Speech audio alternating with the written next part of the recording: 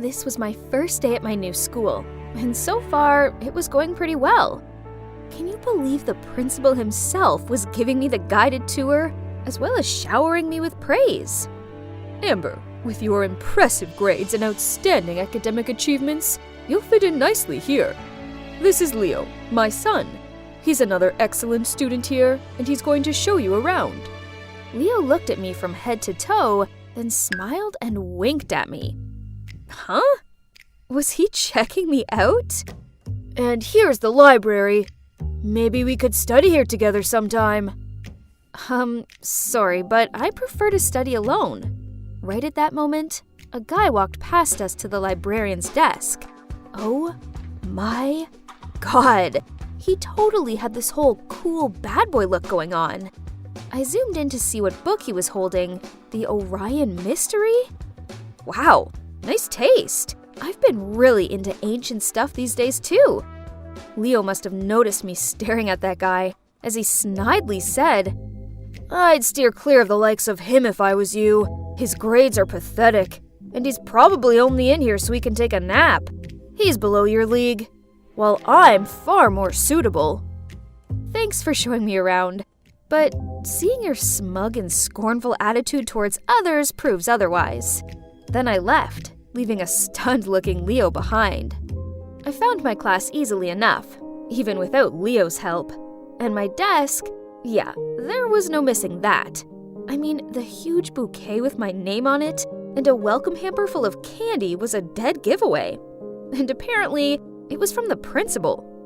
Whoa. I knew he was glad I was here, but wasn't this a bit too much? Anyway, I shared all the flowers and candies with my classmates to get to know them better. So far, so good. And these two sweet girls, Jane and Ellie, walked to the canteen with me and showed me how to get the lunch tray using my student QR code. But then they pointed over to a group of students sitting next to the window and told me to go sit with them. Huh? Why can't I sit with you? You're not one of us. Then they went and joined another group. What did they mean by that? I looked around and noticed there were two menus, a delicious-looking one on the red board and a bland one on a blue board. It seemed the boards correlated to the trays, as more kids than not had the blue trays with the dull foods. I took my red tray full of tasty food and walked over to the window, where all the kids were sitting with red trays, including Leo. There's something really strange about this school. I was pretty awkward and didn't know what to do when I saw the Orion Mystery Boy walking in with a blue tray. So, without thinking, I approached him. I saw you this morning in the library. You were checking out my favorite book. So, should I return the book or what? No, I just want to make friends. Stop hanging out with this loser. A straight-A student like you should sit with us. We're different. See? This was so stupid. So I told Leo I didn't need colored trays to tell me who I could and couldn't talk to, and that I was fully capable of making my own mind up. Leo and his friends looked furious, while the Orion Mystery Boy just grinned. Suddenly, a girl in the group spoke up with a super cold tone. Don't worry, Leo. This new girl will soon figure out what losers they are. Then she signaled for the whole group to leave. After that, the Orion Mystery Boy and I started talking, and he finally told me his name. It's John. The blue tray kids were really nice. Way nicer than the red tray ones. I asked John what the deal with the trays was, and he said that this school divided its students into two groups. The red were top achievers, and therefore got better food, cleaner spaces at the canteen, just everything. While the blues were made to eat bland food and squashed into the corner of the canteen. Poof! This whole thing was dumb. So I continued hanging out with John and his friends. Only Leo and that girl he was with, Quinn, didn't approve. Turns out she's the best student around here, and that made her the leader of the Reds. On many occasions, Quinn and her minions had pulled me aside after class to tell me I should stay away from the blues. But I didn't care. Then one day, the school announced that it was looking for the next school president. I wasn't that interested in it, but my friends were eager for me to sign up. If you're president, then you could make things fairer around here. Right. Better food, better tables and chairs. Please, we need you. Well, they did have a point. I really wanted them to have better things. And I suppose being school president would look good on my profile. So I signed up. But wow, I didn't think I'd be this popular. My friends completely supported me, made colorful banners, and helped me come up with catchy slogans. And you know what? In the end, I got to the final round. Whoop! Now all I had to do was beat Quinn. But then something awful happened at the school.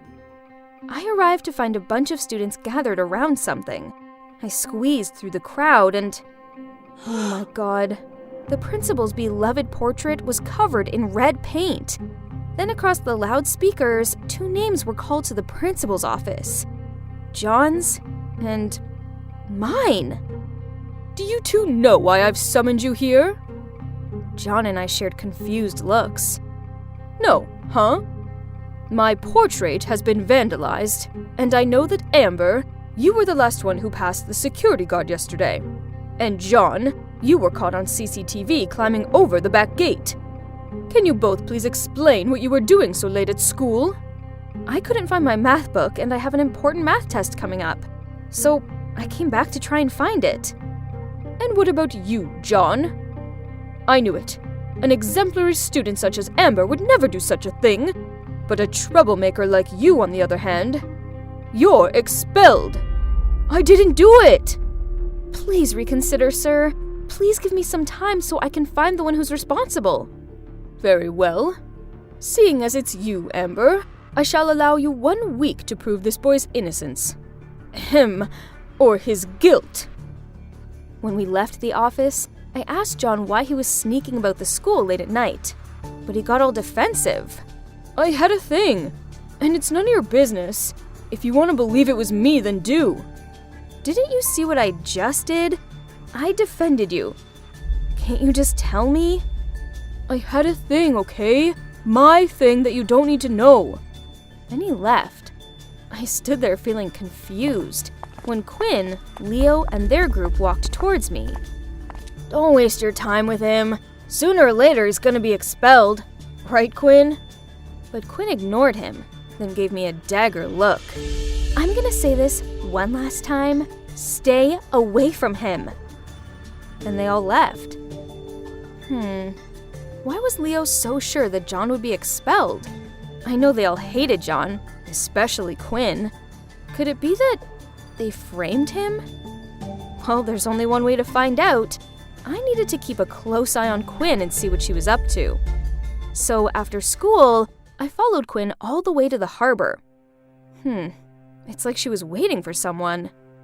What on earth are you doing? My god, I had to press my hands over my mouth so I didn't start screaming. Turns out he noticed that I was following Quinn, so he followed me too in case I do something stupid. Suddenly, Quinn took her phone out to call someone. But then a strange thing happened. John's phone started vibrating. Why is Quinn calling you? John took his phone out and showed me the screen. It's just my mom. And when I turned around to see what Quinn was doing, she'd gone. Ugh, I lost her. I've been following Quinn for a whole week, but it's led to nothing. I was so deep in my thoughts that I accidentally dropped someone's backpack and all their stuff fell out. Ugh, it's Quinn's. Better pick everything up before she comes back. But then I saw something that caught my attention. It was a receipt for red paint. Jackpot. I knew it was her. John was skipping classes today, so I took a detour to his house after school to tell him. Huh? Why was Quinn standing outside his door? There was something seriously fishy going on here, so I followed them. They stopped at an abandoned house nearby, and I eavesdropped on their conversation. I think Amber knows something. Last time, we were lucky she didn't catch us dating at the harbor. But this time, what if she finds out? I've been working so hard for this school president campaign. I knew she'd go back for her math book. It would have been fine if the school didn't have that new camera at the back gate. Tomorrow I will confess to the principal that I did it. You didn't do it yourself anyway. Oh God, I couldn't believe it. Turns out Quinn was meeting John at the harbor, so when she called someone, it was actually him. But being an expert at this secret dating game, he had her number saved as Mom. They were hiding their relationship this whole time. And worse, they tried framing me so Quinn would win the election. Unbelievable! I couldn't stay quiet any longer, so I stepped out in front of them, told them I'd heard everything and that I was going to tell the principal. Then I ran off without letting them say a word. The next day, I was en route to the principal's office when I passed Quinn tearing down her election posters on the wall. Why are you doing that? It's okay. I know I don't deserve to be school president. I thought you wanted to be president more than anything in the world. Why else would you play dirty tricks on me? So, Quinn explained to me that she was running for school president to eliminate the discrimination here, so that she didn't have to hide her relationship with John any longer. Oh wow, I didn't know. I didn't expect her to have such a meaningful motive behind all this.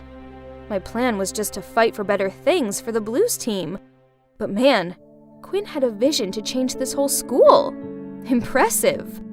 And there's one more thing. Since you're the principal's favorite student, we were afraid that if you become school president, despite your best efforts, things here would only get worse. So there was no other way for us. We had to. I'm sorry. It seems like I misjudged Quinn, and I didn't want John to get expelled, so I said that I'd take the blame for the portrait incident. But it's all my fault. You don't need to do that. No worries. I'm sure to ace the math test and win a prize for the school, so there's no way he's gonna punish me. So at recess, I was heading to the principal's office, but before I could get there, I found myself being dragged into the janitor's closet. Oh, it was John. He was feeling guilty and didn't want me to take the fall. I was about to reply to him when I heard two familiar voices in the science room next to us. It was Quinn and Leo. Oh my God, we could hear them clearly through the ventilation hole. I can't believe it worked. Amber is such a fool. There's no way she'll be allowed to run for president and victory will be mine. So, are you really gonna remove the division between the two groups just to freely date your stupid boyfriend in public? Are you fooled by that too? Of course I won't. No way. That was only to trick Amber and John. What I'm gonna do is make sure all troublemakers are gonna be kicked out of school. What? I got played? Again? Ugh! I turned to John and, oh man, he looked disappointed. Don't worry, I know a way to get back at them. On election day, Quinn gave her speech, and unsurprisingly, she went on about how the red group brings more to the school and therefore deserves their privileges. She really believes she could make a fool out of this Amber, huh? When I stepped out on the stage, her jaw dropped. Yeah, Quinn, I didn't confess to the principal. Giving speeches in front of a crowd wasn't something new to me, so I was super confident. I'm sure you're all aware of how this school operates. We're divided into two groups and get treated very differently. What I see here is discrimination and prejudice, when in reality, this should be a safe place for all students to strive and reach their full potential. So, I'm standing here today to tell you that if you choose me to be your next school president, I will break the barrier. Let's say goodbye to red and blue trays and hello to fairness and equality. After my speech ended, the crowd went wild. Wow! And surprisingly, some of the red group were cheering me too. You're probably wondering why I didn't expose Quinn in front of the whole school, right? As I see it, she'd had a massive reality check, so I think that was enough. I also spotted the principal quietly sneaking off with his head down, in the midst of cheers the whole school gave me. Could you guess who won? Yeah, me of course. John came on stage and handed me flowers in front of a furious-looking Quinn. I walked towards her and whispered, "Let's see how you're gonna get rid of the troublemakers now." She just sneered at me, then stormed off the stage. Later, we heard that Quinn confessed all to the principal. Then she transferred to another school. What about me? Well, after I became school president, I stuck to my promise and began making some serious changes to the unfairness of the school. And John, did we become a couple, you ask? Oh no, we're just close friends.